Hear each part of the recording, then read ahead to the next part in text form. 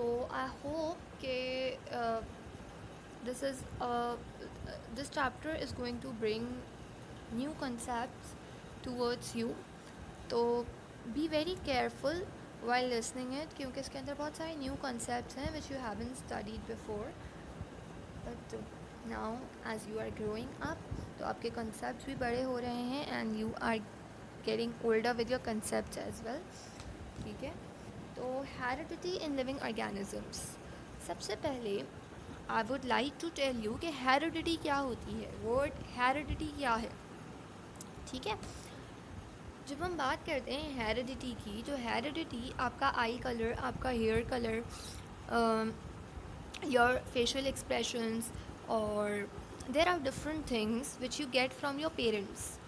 ठीक है, all these things which you get from your parents or your ancestors like your nani, dadi and your grandparents, तो these are the traits. हम इनको कहते हैं traits. That could be your eye color, that could be your hair color, it could be your ear loops, the shape of your ear, it could be the shape of your nose, it could be size of your finger, it could be the, it could be anything जो आपके grand parents से, आपके parents से आपके पास transfer हुई है.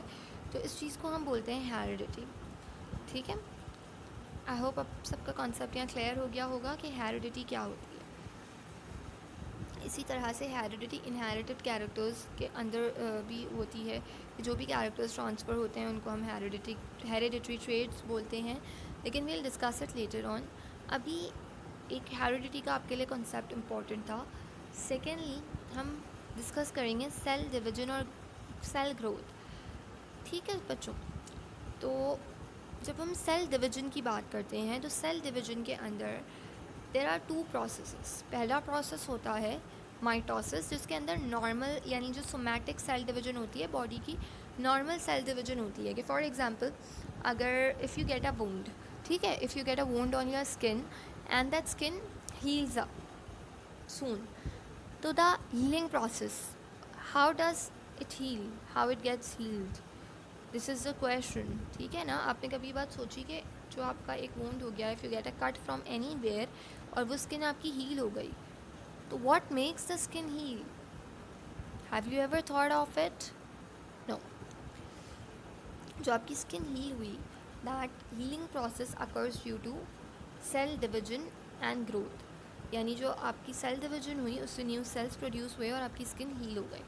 इसी तरह से जब भी लिजर्ड की tail, if a tail of a lizard is been cut और इट गेट्स ब्रेक, तो वो रीजनरेट हो जाती है. रीजनरेट कैसे होती है? क्योंकि उसके अंदर सेल डिवीजन होती है, फर्दर सेल्स डेवलप होते हैं और वो रीजनरेट हो जाती है.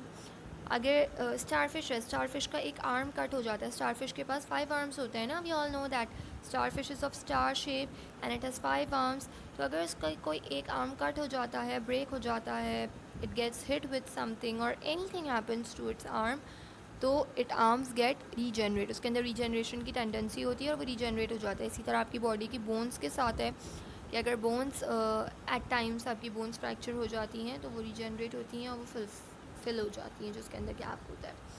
तो ये सारे जो प्रोसेसेस हैं, ये सारी जो एग्जांपल्स हैं, इनको देने का मोटिव ये है हमारे पास कि आपका ये कॉन्सेप्ट क्लियर हो कि सेल ग्रोथ या सेल डिवीजन क्या करता है.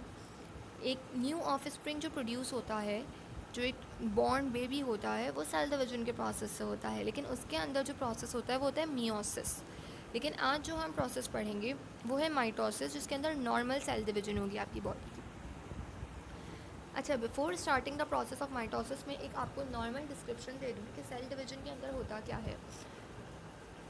As we all have studied, आप सब ने क्लास 6 के अंदर, in fact I guess in not in grade 7 but in grade 6, all of you have studied कि न्यूक्लियस होता है, न्यूक्लियस के अंदर क्रोमोसोम्स होते हैं. ठीक है, तो फर्स्ट ऑफ ऑल जो भी आपका न्यूक्लियस है, that chromosomes divides itself into 2 parts. ठीक है, क्रोमोसोम्स अपने आप को डिवाइड करेंगे. After the division of chromosomes, the cell divides itself into 2 parts. ठीक है, फिर सेल डिवाइड करेगा, as you can see in this diagram. And after the division of cell, 2 daughter cells are formed. यानी 2 nucleus पहले अलग हुए, उनके chromosomes अलग हुए. Their chromosomes form 2 different cells two different nucleuses, and two different nucleuses formed two different new cells, that is daughter cells. अच्छा, अब आप आ जाएं प्रोसेस ऑफ माइटोसिस के ऊपर. It is mentioned in your book on page number 18 and 19. तो for more clear concept and for getting a more clear idea, open your book page number 18 and 19 and refer the points which I am explaining. वो 18 और 19 से आप refer करें. ठीक है, यहाँ पे डायग्राम बनी हुई है. सबसे पहले अच्छा, हमारे पास माइटोसिस के अंदर बहुत सारे फेजेस होते हैं. तो इंटरफेस के अंदर हमारे पास नॉर्मल क्रोमोसोम है, जीन्स हैं, डीएनए है. अच्छा, एक बात मैं आपको बता दूं, जैसे कि आप प्रोफेज के अंदर देख रहे हैं कि यहाँ पे हमारे पास ब्लू और येलो कलर में क्रोमोसोम्स मेंशन्ड हैं. तो जो क्रोमोसोम्स हैं they are a cross like structure. Cross like structure के अंदर अगर हम इसका एक स्ट्रैंड निकाल दें, दो स्ट्रैंड से क्रॉस बनता है. अगर एक स्ट्रैंड निकाल दें तो इस एक स्ट्रैंड को हम क्या बोलेंगे? We call it chromatids. Is that clear? We call it chromatids. Single strand of chromosome is called chromatids.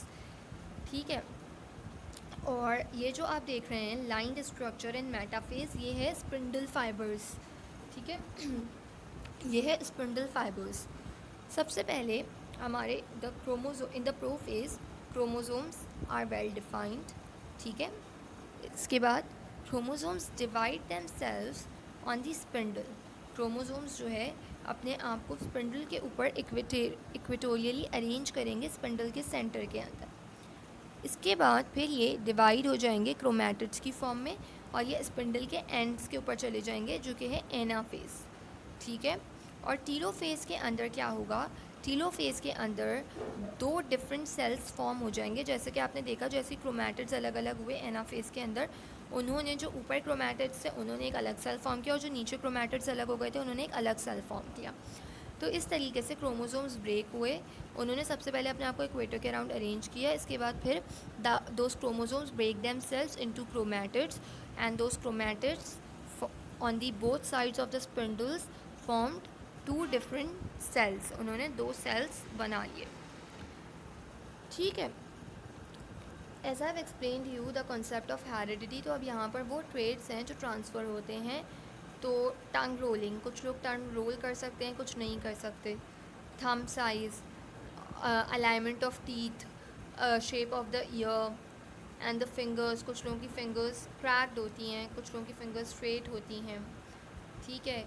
And this widow's peak, जो आपका हेयर स्ट्रक्चर होता है, तो some have this widow's peak as you can see in the diagram. This man has a widow's peak and the other one has not. तो ये सारे trades हैं which are being transferred from your parents or grandparents towards yourself.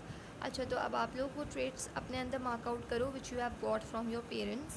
and I'll ask you a question in the copy. जब हम copy work करेंगे तो I'll give this question कि कौन से traits ट्रांसफ़र हुए आपके पास आपके पेरेंट्स से. तो write down their answers. तो and I'll get to know कि आपके अंदर कौन कौन से traits जो है ट्रांसफ़र हुए हैं from your parents. Till that we'll be summarizing this lecture. इस लेक्चर के अंदर हमने जो भी चीज़ें पढ़ी कि ट्रेड्स कैसे ट्रांसफ़र होते हैं, हेरिडिटी क्या है, सेल ग्रोथ क्या है, माइटोसिस का प्रोसेस कैसे होता है. I hope you all have got what I've explained in this lecture. Still, if you didn't get anything, so when you come for copy checking, ask me if you want to ask anything. You can contact your school if you want to ask anything. And schools are going to reopen soon, inshallah. We are expecting it. तो schools खुल जाएंगे तो it will be very easier for all of us